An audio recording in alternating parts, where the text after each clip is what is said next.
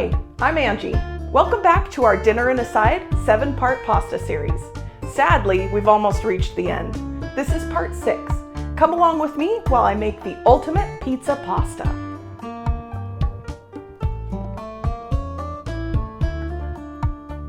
Seriously, why don't we make this more often? It's got all the makings of an awesome pasta.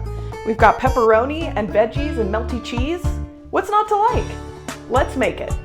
Start out by preheating the oven to 375 degrees Fahrenheit. That's 190 degrees Celsius. Boil a pot of salted water for the pasta. Cook it just shy of al dente. While that's boiling, I'm going to start the sausage. Cook and crumble it in a large skillet over medium-high heat until it's almost cooked through. Now you can add the mushrooms, bell peppers, and onions to the skillet and cook until these are softened. Add half the pepperoni and cook for 1 to 2 minutes. There might be some grease left in the pan after the pepperoni melts. You'll have to take that out. I like to do it with a paper towel.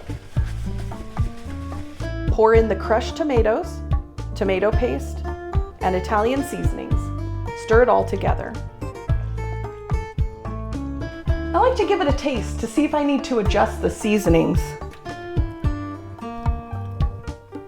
You might need to add a little salt. Pour the pasta into a casserole dish. I'm using a 9x13 glass baking dish. Pour the pizza sauce over the top and stir.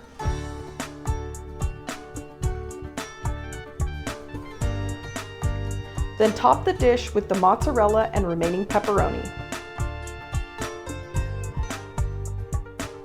Bake it for 20 to 25 minutes until the cheese has melted and it's lightly golden on top. Let's serve it up. That's fantastic.